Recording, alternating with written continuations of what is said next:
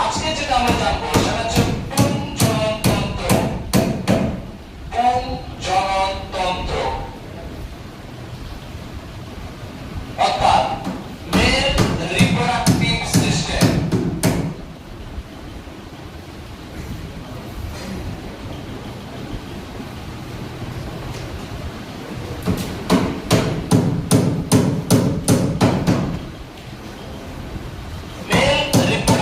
System বলি,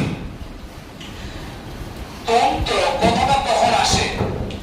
আমি বললাম জননের সঙ্গে জড়িত যে সমস্ত দেহের অঙ্গগুলো, জননের সঙ্গে জড়িত দেহের যে সমস্ত অঙ্গগুলো একসাথে কাজ করে তাদের একসাথে তন্ত্র বলা হবে। এবার যেহেতু জননের সঙ্গে জড়িত তাই তাদেরকে একসঙ্গে জননতন্ত্র বলা হবে।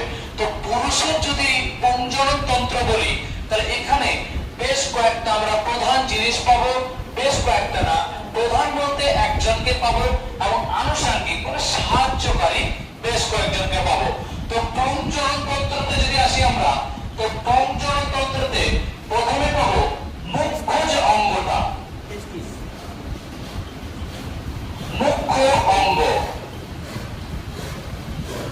মুখ্য অঙ্গ পাবো আর কিছু পাবো আনুষঙ্গিক বা গৌণ।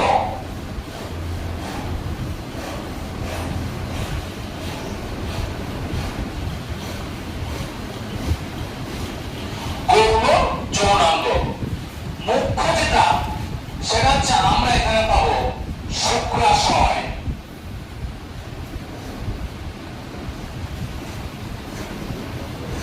শুক্রাশয় এটা হচ্ছে মানবদের অর্থাৎ পুরুষদের পুংজননতন্ত্রের মুখ্য যৌনাঙ্গ শুক্রাশয়।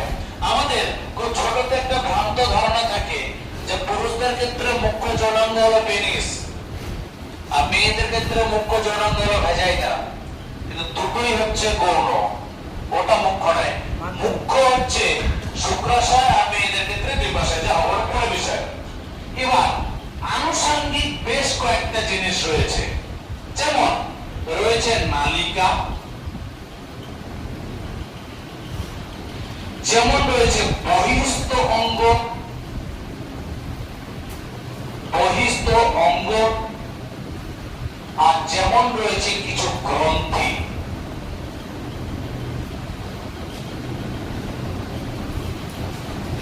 এই হচ্ছে আনুষঙ্গিক। কি বললাম? মুখ্য হচ্ছে শুক্রাশয়, এই শুক্রাশয় রয়েছে এবং আনুষঙ্গিক নালিকা, বহিস্থ অঙ্গ এবং গ্রন্থি। এবার একটা দিক থেকে আসি শুক্রাশয়। শুক্রাশয় যদি প্রাথমিক বলি তাহলে এই হচ্ছে কি আমাদের যে পেলভিস অঞ্চল, এই পেলভিস অঞ্চলের যে আমাদের দুটো উরু, এই দুই উরুর মাঝে একটা ব্যাগ বা একটা সেক লাইক একটা স্ট্রাকচার বা থলির মতো স্ট্রাকচার যেটা বলা হয় যে স্ক্রোটাম থলি, সেই স্ক্রোটাম থলির মধ্যে এই শুক্রাশয়ের অবস্থান। এবার শুক্রাশয় রয়েছে স্ক্রোটামের মধ্যে আর শুক্রাশয় তৈরি করছে শুক্রাণু, কিন্তু সেই শুক্রাণুটাকে আমাকে কোথায় দিতে হবে? স্ত্রী জননতন্ত্রে, তাই তো? তারপরে তো মানব জননটা সম্পূর্ণ হবে। তাহলে সেটা যাবে কার মাধ্যম দিয়ে? শুক্রাশয় তো নিজে গিয়ে পৌঁছে দিয়ে আসবে না, তাহলে কেউ তো নিয়ে যাবে। তো যারা এই নিয়ে যাওয়াতে তারপর জননটা সম্পূর্ণ হতে সাহায্য করছে তারা হচ্ছে আনুষঙ্গিক। তো এই নালিকার মধ্যে আমরা যাদেরকে পাবো অর্থাৎ শুক্রাশয় থেকে যারা বেরিয়ে আসছে, যেমন আমরা এখানে পাবো এপিডিডাইমিস,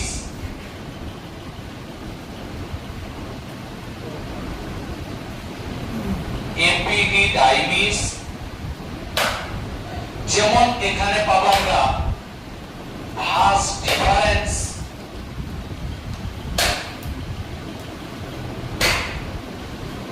ভাস ডিফারেন্স,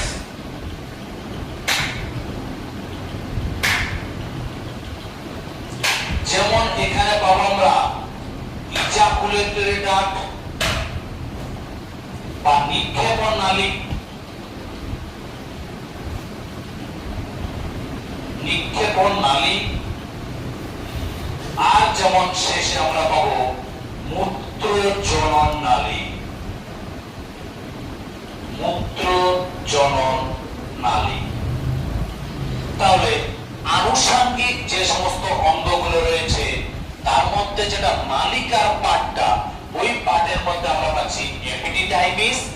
ভাঁজ ডিফারেন্স, নিক্ষেপণ নালী আর মূত্র জনন নালী।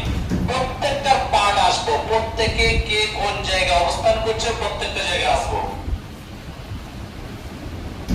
এবার আসি বহিস্থ অঙ্গ। বহিস্থ মানে কোনো বাইরে, যেটাকে এক কথা আমরা খালি চোখে দেখতে পাই। সেই বহিস্থ অঙ্গের মধ্যে আসবে পেনিস আর আসবে স্ক্রোটাম থলি। স্ক্রোটাম থলি এরা হচ্ছে বহিস্থ, যাদেরকে আমরা বাইরে থেকে দেখতে পাই, পেনিস এবং স্ক্রোটাম থলি। এবার আসছে আমাদের গ্রন্থিগুলো। গ্রন্থি আমি এদের কাজ কি সব এক এক করে বলবো, আপাতত গ্রন্থিগুলোর নাম বলি। একটা যেমন রয়েছে শুক্রথলি বা যাকে বলা হয় সেমিনাল ভেসিকেল।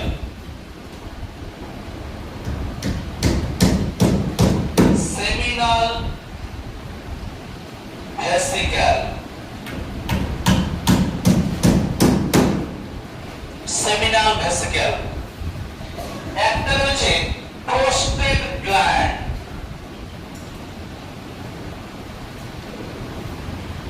Prostate gland. আর আরেকটা গ্রন্থি রয়েছে যাকে বলা হয় কাউপার গ্ল্যান্ড বা কাউপার গ্রন্থি। কাউপার গ্ল্যান্ড বা কাউপার গ্রন্থি। তাহলে এই হচ্ছে পুং জননতন্ত্রের প্রত্যেকটা পার্ট। আমরা যদি এই যে 1 4 3 7 7 3 10 11টা, এই 11টা জিনিস সম্পর্কে যদি আমরা একটু পুঙ্খানুপুঙ্খ বিষয়গুলো জানি, তাহলে মোটামুটি আমাদের পুং জননতন্ত্র শেষ। এর বাইরে কিছু ডিজিজ আসবে বা এদের ক্ষেত্রে কিছু অস্বাভাবিকতাও আসতে পারে।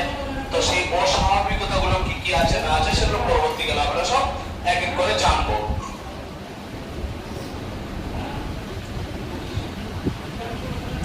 এইভাবে মনে রাখবে, তাহলে সুবিধা হবে বিষয়গুলো, যে আমাকে কোনটা কখন কি বিষয় জানতে হবে। শুক্রাশয়টাকে আলাদা করতে হবে, নালিকাগুলো আলাদা, বহিস্থ অঙ্গ আলাদা, গ্রন্থি আলাদা, প্রত্যেকটা পার্ট।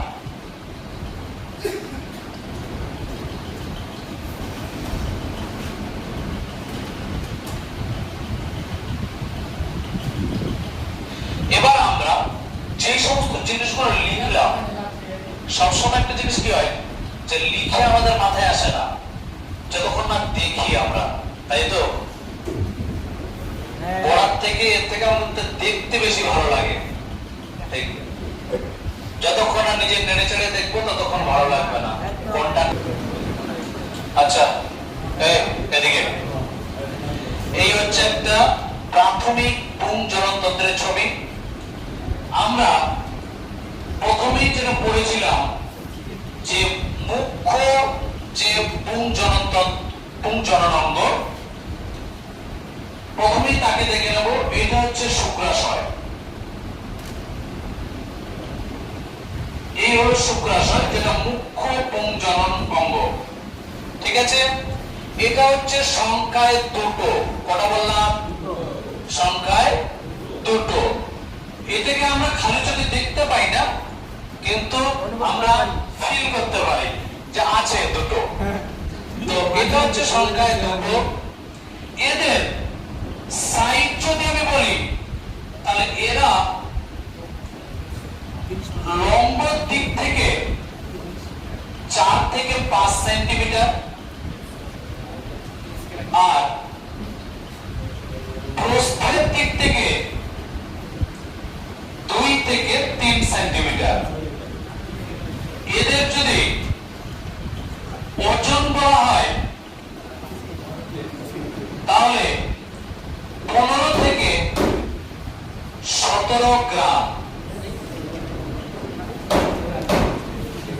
আর যেহেতু তোমরা সবাই জেনারেশন, একটু রিলস দেখার প্রবণতা বেশি, জানি না বাস্তবে কি। অ্যাকর্ডিং টু রিলস যাদের বর্তমান বাজার দর ৭২ লক্ষ টাকা, তো সেটা সিলেবাসের বহির্ভূত। তো এই হচ্ছে তাদের ওজন। লম্বর দিক থেকে প্রস্তের দিক থেকে বললাম সংখ্যায় দুটো। আরেকটা যেটা জিনিস বললাম সেটা হচ্ছে এরা হবে ডিম্বাকার। মেল বলতে শুধু কি মানুষের, মানে তো ডিম্বাকার, প্রাণীদের জনন তো সেমি সব আসছে আপনারটা তো ডিম্বাকার। হ্যালো, আচ্ছা একটু পরেই শুক্রাশয়ের কাছে নিয়ে ডিটেলসে আসছি। শুক্রাশয়ের ঠিক উপরে একটা ক্যাপ লাইক, মানে একটা টুপির ন্যায় অংশ আছে না দুটোতেই, এই যে ক্যাপের মতো অংশটা, এই অংশের নাম হচ্ছে এপিডিডাইমিস। নালিকার অংশটা পেয়েছি, নালিকার অংশটা এপিডিডাইমিস। মুখের পর গৌণ চলে গেলাম, গৌণতে যে নালিকা, এপিডিডাইমিসের পরে ছিল ভাস ডিফারেন্স। এই হলো ভাস ডিফারেন্স।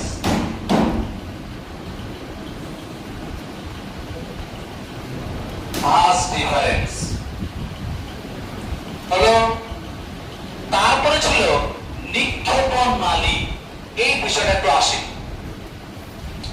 নিক্ষেপণ নালী আর মূত্রজনন নালী। আচ্ছা, এই জননতন্ত্রটা যদি আমি একটু আচ্ছা করে রাখি, হ্যাঁ, তাহলে এইখানে একটা জিনিস আছে না,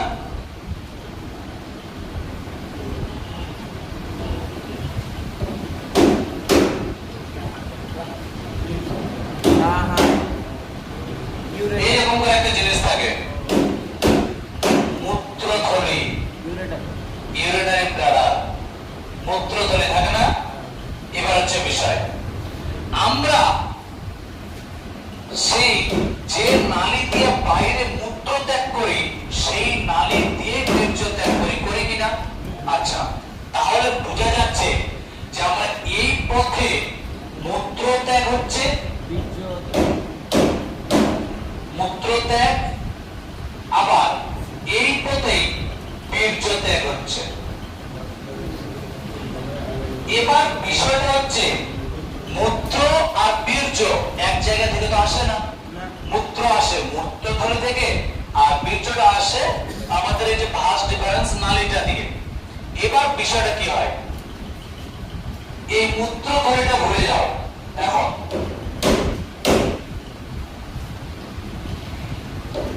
এই জায়গাটা এসে, এইরকম জায়গায় এসে মূত্র নালীটা এসে যুক্ত হয়, মানে ইউরিনারি ব্লাডারে এসে এই জায়গাটা এসে মূত্র নালীটা যুক্ত হয়। এটা যুক্ত হওয়ার আগে এই যে নালীটা দেখতে পাচ্ছ, এই নালীটার নাম হচ্ছে নিক্ষেপণ নালী।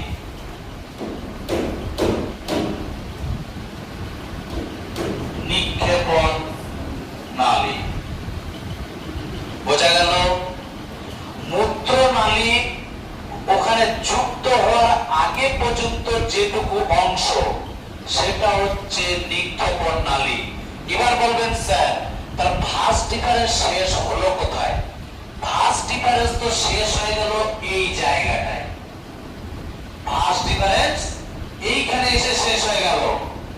তারপরে যে এইটুকু নালী, একটু শাখার মতো অংশ, এই শাখার মতো অংশ দুটোই হচ্ছে নিক্ষেপণ নালী। বোঝা গেল? এবার এই নিক্ষেপণ নালীর সাথে এসে যুক্ত হয় কে? মূত্রনালী। মূত্রনালী যুক্ত হয়ে যাওয়ার পর তারপর এই যে জায়গাটা, এই যে নালীটা, যেটা প্যাসেজ মতো অংশ, যেটা মূত্র ত্যাগ হচ্ছে, বীর্য ত্যাগ হচ্ছে, এটা হয়ে গেল মূত্রজনন নালী। অর্থাৎ যে নালী মূত্র ত্যাগ করছে, সেই নালী জননেও অংশ নিচ্ছে। এখানে জাস্ট একটু জানার জন্য বলছি, পরবর্তীকালে ডিটেইলসে জানবো। আমাদের মূত্রজনন নালী একটাই, মেয়েদের ক্ষেত্রে মূত্র নালী আলাদা, জনন নালী আলাদা। বোঝা গেল?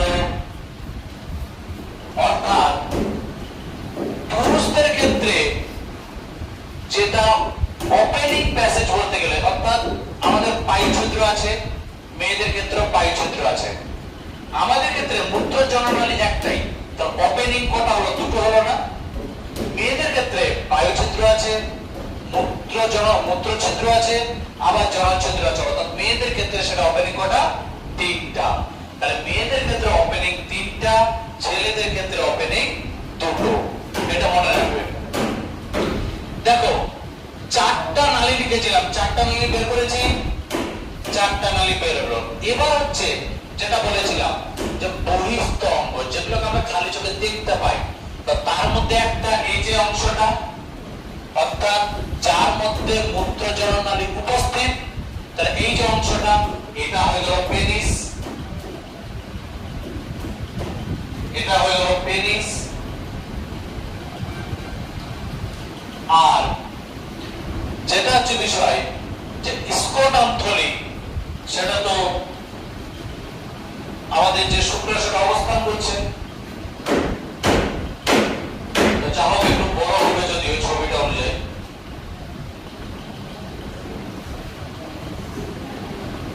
এই যে থলিটার মধ্যে যেখানে দুটো শুক্রাশয় অবস্থান করছে, এই থলিটা চলে আসলো স্ক্রোটাম।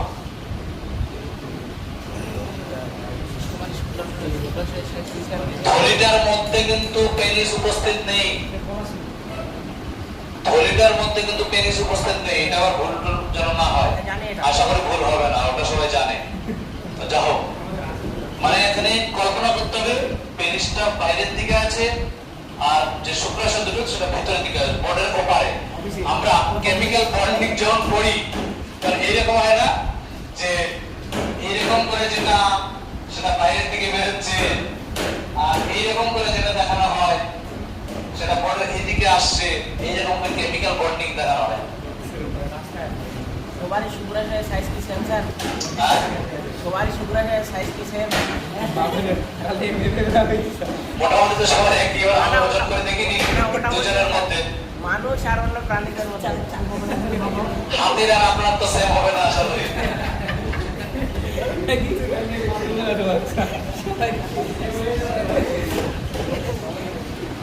যা হোক, তো আমরা বহিস্থটা পেলাম। এবার যেটা আসছে আমাদের এই আসাদুল্লাহ মনে মনে হাসছে, হাসতেও চাইছে, কিন্তু আমি হেসে দিলে আমি এদের মধ্যে পড়ে যাবো, আমাকে তো আলাদাভাবে উঠতে হবে। আপনি হাসতে পারেন স্যার, আমার ক্লাসে সমস্যা নেই, আমিও মিশনে গেলে কোয়া হয়ে যাবো, স্ট্রিক্ট হয়ে যাবো, এখানে কিন্তু সব ঠিক আছে। আচ্ছা, এবার হচ্ছে লাস্ট পার্ট আমাদের গ্রন্থি পার্ট গুলো, যে আমাদের গ্রন্থি কি কি রয়েছে। তো এই যে আমরা দেখতে পাচ্ছি দুটো অংশ, এই যে দুটো বেশ বেলুনের মতো খুলে আছে, এই দুটো অংশ হচ্ছে ফার্স্ট গ্রন্থি, যেটা হচ্ছে সেমিনাল ভেসিকল। সেমিনাল ভেসিকল, ঠিক আছে? আচ্ছা, যদিও এখানে একটু তীর চিহ্নটা পড়ে গেছে, তারপরও এই যে এখানে একটা ত্রিভুজের ন্যায় অংশ আছে না, রেড কালার দিয়ে করেছি, এই যে রেড কালার, এটা হচ্ছে আরেকটা গ্রন্থি, যেটা হচ্ছে প্রোস্টেট গ্রন্থি। প্রোস্টেট গ্রন্থি,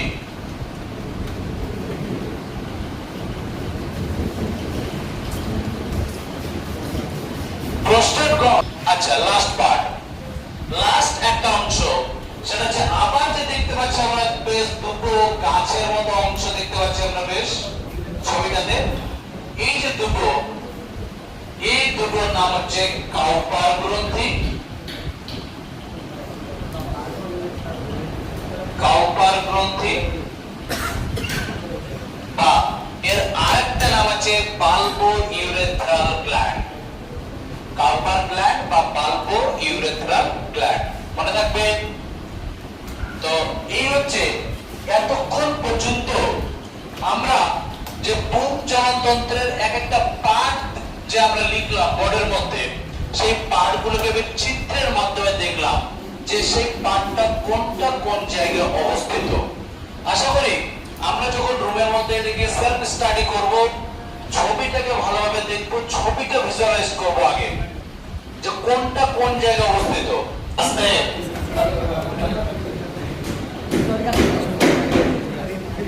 আস্তে এবার তো আমরা যেটা বিষয় সেটা যে কোনটা কোন জিনিসটা কোন জায়গায় অবস্থিত সেটা আমরা দেখলাম। এবার ওই জিনিসটা সম্পর্কে আমাদের আরো ডিটেইলস স্টাডি করতে হবে, ছোট ছোট এমসিকিউ গুলো সলভ করার জন্য। কারণ এই যে আমাদের এখন বর্তমানে যেটা শিক্ষা ব্যবস্থা সেমিস্টার ফর্ম, তাই সেমিস্টার শুধু এমসিকিউ আসে, তার পুঙ্খানুপুঙ্খভাবে লাইনগুলো জানতে হবে এই যে কোন জায়গায় কোনটা বলতে চেয়েছে। তো আমি প্রথমে শুরুতে একটা এমসিকিউ বলবো যদিও। আচ্ছা, প্রথম যেটা পার্ট সেটা হচ্ছে মুখ্য পুং জনন অঙ্গ। প্রথমে মুখ্য পুং জনন অঙ্গটাকে নিয়ে আলোচনা করব, যেটা হচ্ছে শুক্রাশয়। শুক্রাশয়, আচ্ছা, শুক্রাশয়ের সাইজ কত, ওর ওজন কত, ওর আকৃতিতে কেমন, সবকিছু অলরেডি বলে দিয়েছি। শুক্রাশয় যেটা কাজ বা ফাংশন বলতে পারো, আমরা একটা কমন ফাংশন জানি, সেটা হচ্ছে শুক্রাণু উৎপাদন, তাই তো? শুক্রাণু উৎপাদন, আচ্ছা। কিন্তু আমরা যখন একাদশ শ্রেণীতে শাকিল স্যারের গোনাডের ক্লাস করেছিলাম, তখন শুক্রাশয়ের তো আরেকটা কাজ ছিল, ছিল কিনা? সেই কাজটা কি ছিল? হরমোন উৎপাদন, ছিল কিনা? তো শুক্রাশয় থেকে যে অ্যান্ড্রোজেন হরমোন গুলো তারাও কিন্তু খরিত হয়েছিল। অতএব শুক্রাশয়ের আরেকটা কাজ হলো হরমোন উৎপাদন। হরমোন উৎপাদন, বা যদি ডিটেইলস বলি তাহলে অ্যান্ড্রোজেন হরমোন।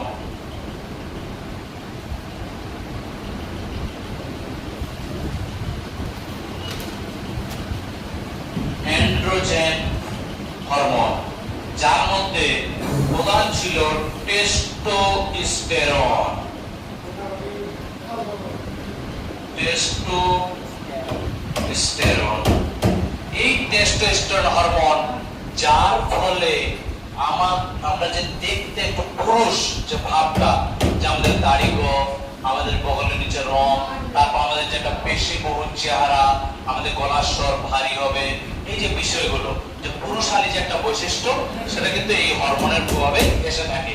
তাহলে আমরা যৌন তন্ত্রে পড়ছি শুক্রাণু উৎপাদন, আর তার পাশাপাশি একটু হরমোন কোথায় উৎপন্ন হচ্ছে সেটা অলরেডি আমি যখন একাদশ শ্রেণীতে পড়াই তখন বলে দিয়েছিলাম, যদিও তারপরও আরেকবার বলে দিচ্ছি। তো আগে গঠনটাতে আসি। এবার আসি একটু আমাদের এই হচ্ছে শুক্রাশয়। এবার শুক্রাশয় যেটা বাইরের দিকে, সেটা হচ্ছে অবশ্যই আবরণী।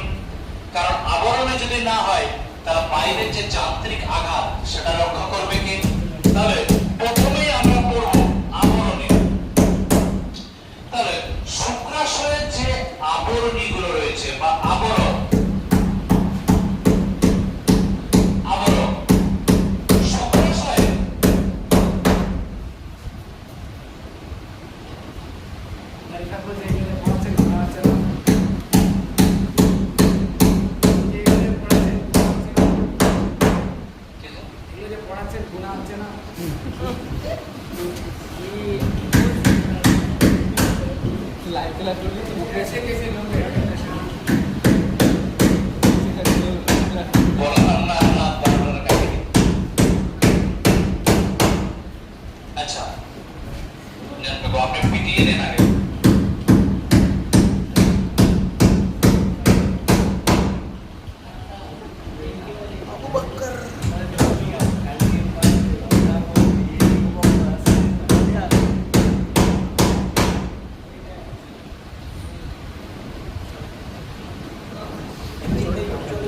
আচ্ছা, এদিকে এদিকে কনসেন্ট্রেট।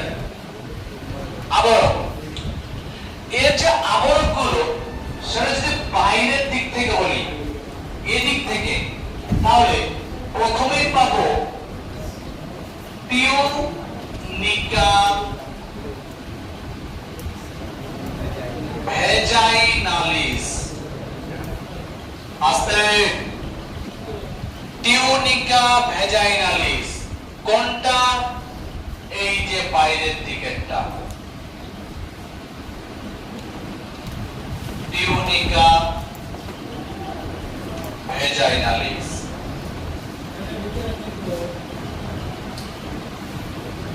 টিউনিকা ভেজাইনালিস হলো। তারপরে রেড কালারের একটা করেছি, সেটা হচ্ছে tunica albuginea. Tunica albuginea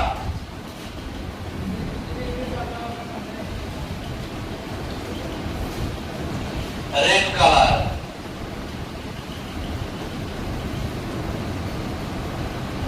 tunica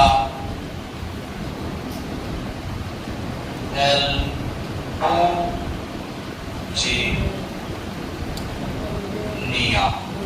হলো। তারপরে আমরা দেখতে পাচ্ছি পিরামিডের মতো অংশ, না? ওই পিরামিড করেছিলাম আমরা কার ক্ষেত্রে? কীটের ক্ষেত্রে। এখানে আমরা যেটা পড়বো সেটা হচ্ছে লোক। লোক মানে একটা থলির মতো অংশ, লোক। তো এগুলো এক একটা লোক।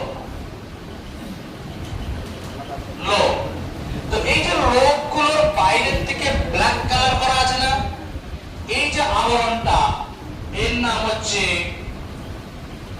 টিউনিকা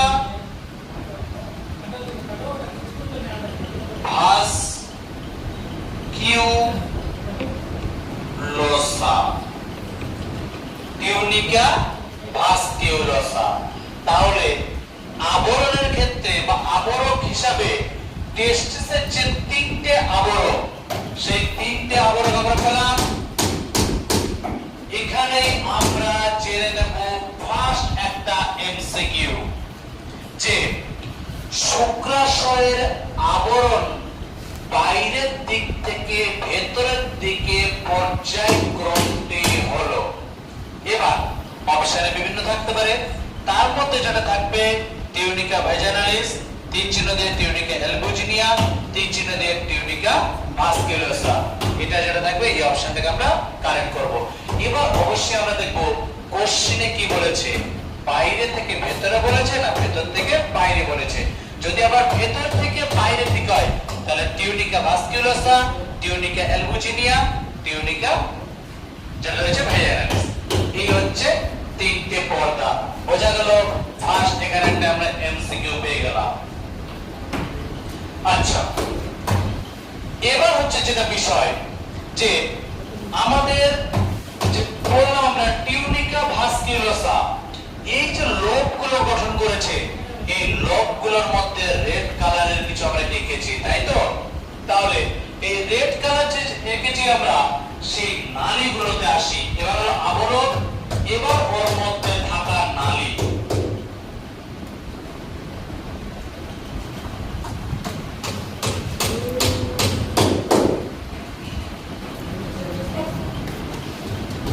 এবার শুক্রাশয়ের মধ্যে থাকা নালী। আচ্ছা, নালীগুলোর মধ্যে প্রথমে পড়ব আমরা শুক্র নালী বা seminiferous tubule. Seminiferous tubule. Seminiferous tubule. বোঝা গেল? তাহলে লোকগুলোর মধ্যে যে রেড কালারের নালীগুলো দেখতে পাচ্ছি, এদের নাম হচ্ছে seminiferous tube well, ST. Seminiferous tube well. আচ্ছা, একটা ছোট্ট ডিটেইলস, ছোট্ট একটা বলে দিই একটা তথ্য। এই যে লোক, এই লোকগুলো পার শুক্রাশয় বা পার টেস্টিস 250 পার টেস্টিস, অর্থাৎ এক একটা টেস্টিসে বা এক একটা শুক্রাশয়ে 250টির মতো লবিউল থাকে। বোঝা গেল? আচ্ছা, আর একটা জিনিস সেমিনিফারাস টিউবুলে লিখে দেওয়াটা 1 2 3 সেমিনিফারাস টিউবুল পার লোব, মানে এক একটা লোবে 1 থেকে 3টা সেমিনিফারাস টিউবুল অবস্থান করে। তাহলে একটা টেস্টিসে 250টা লোব, আর এক একটা লোবের টিউবুল কটা? 1 থেকে 3টা। তাহলে 250টা যদি লোব হয় আর 3টা করে যদি সেমিনিফারাস টিউবুল ধরি, তাহলে টোটাল সেমিনিফারাস টিউবুল আসছে শুক্রাশয়ের মধ্যে কটা? 750টি। বোঝা গেল? আচ্ছা, এটা হলো সেমিনিফারাস টিউবুল। তারপরে সেমিনিফারাস টিউবুল গুলো লোব থেকে বেরিয়ে এসে দুটো তিনটা এক জায়গায় জয়েন হয়েছে। জয়েন হওয়ার পর এইখানে দেখ একটা জালকাকার অংশ সৃষ্টি করেছে না? জালকাকার অংশ সৃষ্টি করেছে তো এই জায়গাটায়। এই যে জালকাকার অংশ, এই জালিকা অংশটির নাম হচ্ছে রেটি টেস্টিস। রেটি টেস্টিস, যে জালকাকার অংশটা, এই যে রেটি টেস্টিস। আর রেটি টেস্টিস থেকে দেখো বেরিয়ে এসে এই যে উপরে গেছে, এই যে ভাঁজ হয় এই অংশটা। তাহলে শুক্রাশয়ের বাইরের দিকে, মানে কথা শুক্রাশয়টা বেরিয়ে এসে এই যে নালীগুলো সৃষ্টি করেছে, এই নালীগুলোকে যেটা বলা হয় সেটা হচ্ছে এপিডিডাইমিস নালী।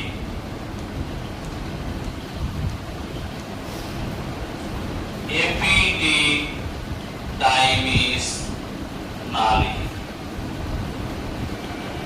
বোঝা গেল? এপিডিডাইমিস নালী। আর বাদ বাকিটা শুক্রাশয় থেকে বেরিয়ে যাওয়ার পর এই যে বেরিয়ে গেল, এটা তো আমরা ভাঁজ ডিফারেন্স বলে আমরা চিনি আগে থেকে আনুষঙ্গিক অঙ্গ হিসেবে। আর এপিডিডাইমিসটাও সাধারণত আনুষঙ্গিক অঙ্গের দিকে ধরা হয়। তো এপিডিডাইমিসটা বলে দিলাম আমরা যদিও, বাট সেমিনিফারাস টিউবুল আর রেটি টেস্টিস এই দুটো হচ্ছে ওইখানটা। এপিডিডাইমিসটা বাইরের অঙ্গ।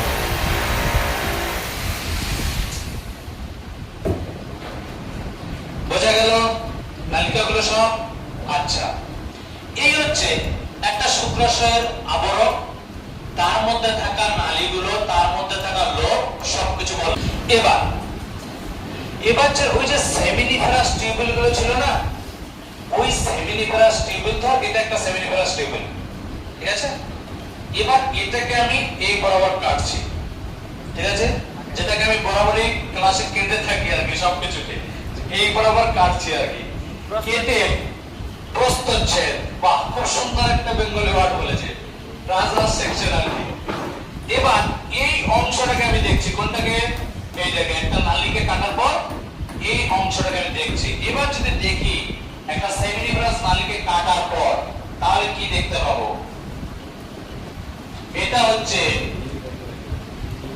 সেমিনিফারাস টিউবুলের প্রস্থচ্ছেদ। সেমিনিফারাস টিউবুলের প্রস্থচ্ছেদ আর কি। কেন এটা জানা জরুরি? কারণ দেখতে হবে যে কোথা থেকে শুক্রাশয়টা আসছে, এই শুক্রাণুটা আসছে, আর কোথা থেকে হরমোনটা আসছে। যদিও বনাটে পড়িয়েছি, এই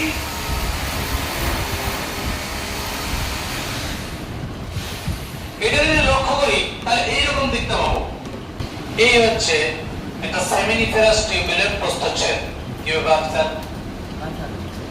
কোনো কিছু না করে বোতলটা নাড়ানাড়ি করছে? হ্যাঁ, আমার বোতল।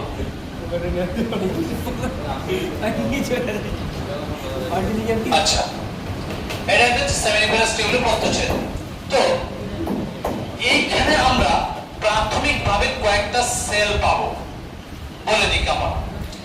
যে রেড কালারের সেলগুলো দেখতে পাচ্ছি, এই সেলগুলোকে বলা হয়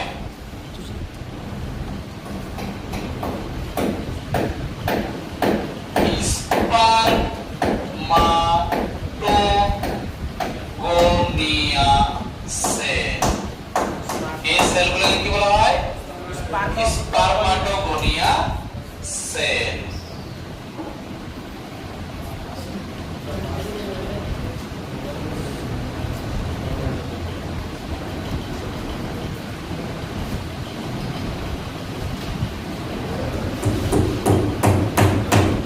স্পারমাটোগোনিয়া সেল যে সেলগুলো তৈরি করে স্পার্ম, যে সেলগুলো কি তৈরি করে স্পার্ম। এবার তাহলে বুঝতে পারলাম যে সেমিনিফেরাস টিউবিলের মধ্যে যে স্পারমাটোগোনিয়া সেল থাকে তারাই কি করে স্পার্ম বা শুক্রাণু তৈরি করে। এবার হচ্ছে বিষয়, একটা বাচ্চা যখন জন্ম নেয় সে কি একদম হাঁটাচলা শুরু করে দেয়? তাকে তো লালন পালন করতে হয়, খাওয়াতে হয়, তাকে পুষ্টি দিতে হয়, কারণ সঙ্গে সঙ্গে সে নিজের পেটটা ভরার মতো যোগ্যতা থাকে না তার, বা তার পরিমাণ উপকরণ থাকে না। তো এই যে আমার রয়েছে স্পার্ম, এই স্পার্ম গুলোকে খাওয়ায় কে? এই যে বড় বড় সেল গুলো দেখতে পাচ্ছি বেশ লম্বাটে, এটা আরেক ধরনের সেল। এই সেলগুলোর নাম হচ্ছে সার্টোলি সেল। এই সেলগুলোর নাম হচ্ছে সার্টোলি সেল বা সার্টোলি কোষ। বানানটা দেখে নেবেন, সার্টোলি কোষ। সার্টোলি কোষ হচ্ছে স্পার্মের দুধমা। দুধমা কাদের বলে? যে মা আর কি জন্ম দেয় না কিন্তু নিজের স্তন বা নিজের স্তনের দুগ্ধ পান করে লালন পালন করে, তো দুধমা। তো এই স্পার্মের দুধমা হচ্ছে এই সার্টোলি সেল, কারণ সার্টোলি সেল হচ্ছে অপরিণত অপূর্ণাঙ্গ স্পার্মকে পুষ্টি প্রদান করে থাকে, ঠিক আছে? এছাড়াও সার্টোলি সেল হরমোন ক্ষরণ করে, যেমন একটা হরমোন হচ্ছে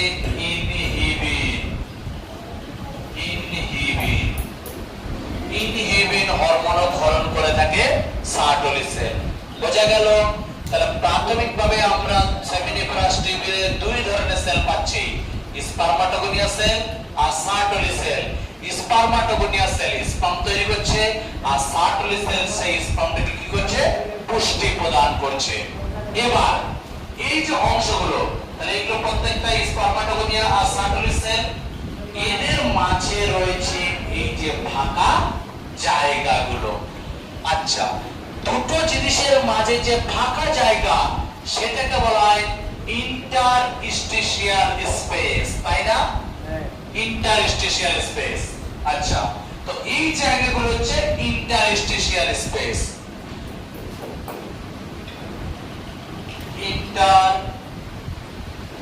ইন্টারস্টিশিয়াল স্পেস,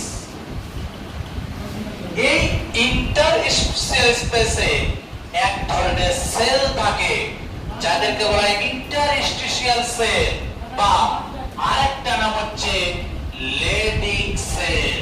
তার এর মধ্যেই এক ধরনের সেল পাওয়া যায় যাকে বলা হয় লেডিং সেল বা ইন্টারস্টিশিয়াল সেল। বোঝা গেল? আচ্ছা,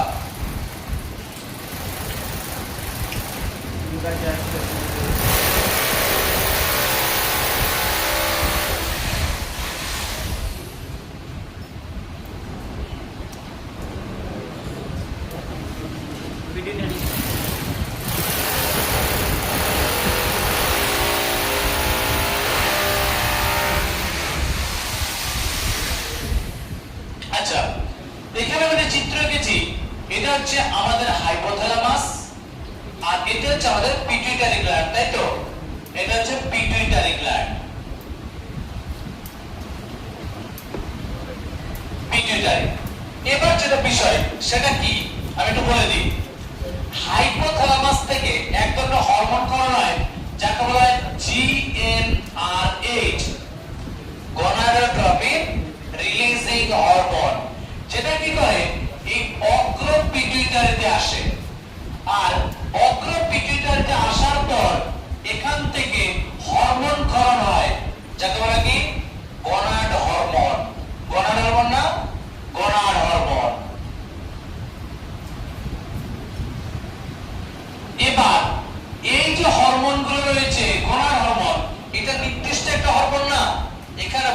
কয়েকটা হরমোন ক্ষরণ হয়।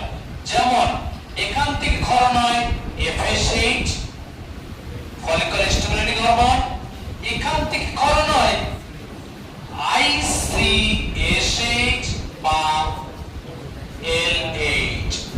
পড়াতে কি বলেছিলাম যে মেয়েদের ক্ষেত্রে অর্থাৎ একই হরমোন বলতে গেলে মেয়েদের ক্ষেত্রে এটা LH, ছেলেদের ক্ষেত্রে ICSH। তো ICSH এর ফুল ফর্ম হচ্ছে interstitial cell stimulating hormone. Interstitial cell, interstitial স্পেসে যে সেলটা যেটা হলো লেডিং সেল, তার interstitial cell stimulating hormone. Stimulate মানে হচ্ছে কি করা, উত্তেজিত করা। তাহলে এটা হরমোন কি করে, ইন্টারস্টিশিয়াল স্পেসে যে সেলটা আছে লেডিং সেল তাকে উদ্দীপিত করে। তাহলে এই যে হচ্ছে লেডিং সেল, কোনগুলো, এই যে লেডিং সেল, এদেরকে করে উদ্দীপিত। এবার এদেরকে যদি উদ্দীপিত করে তাহলে এই লেডিং সেলগুলো কি করে না হরমোন ক্ষরণ করে। অর্থাৎ পুরুষদের মুখ্য কণার যে অ্যান্ড্রোজেন হরমোন, মুখ্য যে অ্যান্ড্রোজেন হরমোন সেটা ক্ষরণ করে। অর্থাৎ এই লেডিং সেল পুংজননতন্ত্র বা পুংজনন অংশে যে মুখ্য হরমোনটা যেটার নাম হচ্ছে টেস্টোস্টেরন। বোঝা গেল? তাহলে যেখানে শুরু করেছিলাম সেইখানে এসে শেষ করলাম যে পুংজননতন্ত্র পড়ব, পুংজননতন্ত্রের অংশগুলো পড়ার পর মুখ্য যে জনন অঙ্গটা রয়েছে শুক্রাশয় তার সম্পর্কে জানবো। তো শুক্রাশয়ের ডিটেইলসটা জানলাম এবং শুক্রাশয়ের কোন জায়গায় কি অবস্থান করছে সেটা দেখলাম।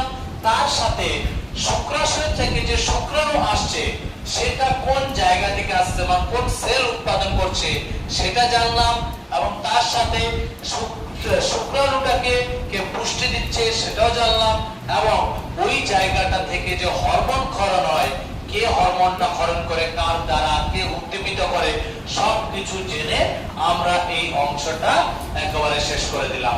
বোঝা গেল? সবাই সমস্ত কিছু বোঝা গেছে? ক্লাস ঠিক আছে? বোঝা যাচ্ছে? আশা করি বোঝা যাবে সবকিছু। বাড়িতে গিয়ে বা রুমে গিয়ে যদি ঠিকঠাক বইটা খুলে যায় সবকিছু বোঝা যাবে। বাড়িতে যাবো। তো এই হচ্ছে বিষয়। এর বাইরে আশা করি এখন পর্যন্ত নেই। কিছু জিনিস থাকলো করে দিচ্ছেন স্যার, কিছু জিনিস থাকলো যেমন একটা বলে দিই ছোট্ট, এটা লেখার না, এটা ইনফরমেশন টাইপ, বইতে পাওয়া যাবে, পড়ে নিতে পারবে। যে আমি বলেছিলাম ফার্স্ট ক্লাসে যে আমাদের শুক্রাশয় দুটি জন্মের আগে আমাদের উদরে থাকে, যে জন্মের ঠিক 1-1.5 মাস আগে ওটা নেমে আসে আমাদের শ্রোণী অঞ্চলে, স্ক্লেরাম থলিতে নেমে আসে, তারপর আমরা জন্মগ্রহণ করি। এবার কি হয়, অনেক সময় কিছু অস্বাভাবিকতা দেখা যায়। কেমন বলি, যেমন একটা অস্বাভাবিকতা আছে ক্রিপ্টোরকিটিজম, একটা অস্বাভাবিকতা আছে ক্রিপ্টোরকিটিজম। ক্রিপ্টোরকিটিজম, এই ক্রিপ্টোরকিটিজম কথার মানে হলো যে দুটো যে শুক্রাশয়, এই দুটো শুক্রাশয় জন্মের পরও দেখা যাচ্ছে উদরেই আছে, অর্থাৎ শুক্র ধরে, এখানে আমাদের যে স্ক্লেরাম ধরে সেই ধরিতে নামেনি। যদি জন্মের পরও কোনো সন্তানের বা কোনো শিশুর শুক্রাশয় দুটি স্ক্লেরাম ধরিতে না নামে তাহলে ওই যে অস্বাভাবিকতা সেটাকে বলা হয় ক্রিপ্টোরকিটিজম। অনেক সময় আবার দেখা যায় একটা এসেছে আর একটা ডেলিভারি হয়নি, একটা এসে একটা থেকে গেছে। যখন এক পর্ব কেমিস্ট্রি ভাষায় 1 মানে মনো, 2 মানে ডাই, 3 মানে ট্রাই, কতগুলো নাই, তাহলে ডাই পর্যন্ত। তো যদি একটা আসে একটা না আসে তাহলে সেটাকে বলা হয় মনোরকিটিজম। মনোরকিটিজম যদি একটা আসে একটা না আসে। আর একটা ছোট্ট তথ্য, এই যে এখানে আমাদের উদরে থাকে শুক্রাশয় দুটি আর পরে শ্রোণী অঞ্চলে নেমে আসে, যে নালিকা দিয়ে নেমে আসে সেই নালীটার নাম হচ্ছে ইনগুইনাল ক্যানাল। বুঝা গেল? ইনগুইনাল ক্যানাল লিখে দিচ্ছে এখানে। আশা করি ছায়াতে নাহলে সাতটাতে হবে, কিন্তু দুটাতেই হবে না। ইনগুইনাল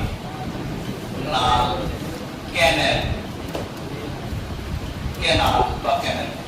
এই ইনগুইনাল ক্যানাল এটা বলে দিলাম, এই নালীটার মধ্যে দিয়ে শুক্রাশয় দুটি উদর থেকে সরণী অঞ্চলে নেমে আসে। আর দুটো অস্বাভাবিকতা বললাম, ক্লিপ্টোরকিটিজম যদি দুটোই ভিতরে থেকে যায় আর উদরে থেকে যায়, আর মনারকিটিজম যদি একটা থাকে আর একটা নেমে আসে, তাহলে মনারকিটিজম আর ক্লিপ্টোরকিটিজম মনে থাকবে। ঠিক আছে, আজকে এই পর্যন্ত ইতি। তারা ওরা বাপ হবে না, হ্যাঁ ওরা বাবা হতে পারবে না। না, একটা যদি নেমে আসে, বিষয়টা হচ্ছে কেমন যে প্রথমত দুটোই যদি না আসে, আমি একটা ছোট্ট তথ্য বলেছিলাম, মনে আছে কিনা, যে আমাদের দেহের মধ্যে যে তাপমাত্রাটা 98.4 বা 6, ওই তাপমাত্রায় শুক্রাণু কিন্তু উৎপাদন হয় না, মারা যায় তাপমাত্রায়। তো দেহের বাইরে বেরিয়েছে এই কারণে যে 1 থেকে 1.5 বা 2 ডিগ্রি সেন্টিগ্রেড কম হয়, ওই জন্য ওখানে ভালো শুক্রাণু উৎপাদন হয়। তো এবার কি হয়, যদি ভিতরে থেকে যায় তাহলে সম্ভাবনা নেই, কারণ শুক্রাণু উৎপাদনই হবে না, উৎপাদন হলেও মারা যাবে তাপমাত্রায়। তারপর ওটা তো পুরোপুরি ক্লিপ্টোরকিটিজম একদম বাদ। মনোরকিটিজম যেটা, সেটা হচ্ছে একটা তো আসছে, একটা আসার পর আমি বলে দিই, এবার আমি পাঠাচ্ছি প্রায় 250 থেকে 300 মিলিয়ন শুক্রাণু, তার মধ্যে মাত্র একটা গিয়ে নিষিদ্ধ করছে ডিম্বাণুকে, ঠিক কিনা? সংখ্যাটা একবার ভাব, আর প্রস্তুতি ব্যাপার প্রবাবিলিটিটা একবার ভাব, একজন। এবার কত জনের মধ্যে একজন শুধু সম্ভাবনা, মানে পারবে, অনেক সময় তো হয়ও না। এবার যখন ওটা দুজন মিলে উৎপাদন করছে অতগুলো শুক্রাণু, যখন একজনে নেমে আসবে, তখন পরিমাণটা কমে যাবে না? তো পরিমাণ যত কমবে প্রবাবিলিটি তত কমবে কিনা? বলছি না বাবা হতে পারবে না, কিন্তু প্রবাবিলিটিটা খুবই কম। বোঝা গেল? আজকে এই পর্যন্তই। সুলেমান ডাক্তার আছে, ঠিক আছে।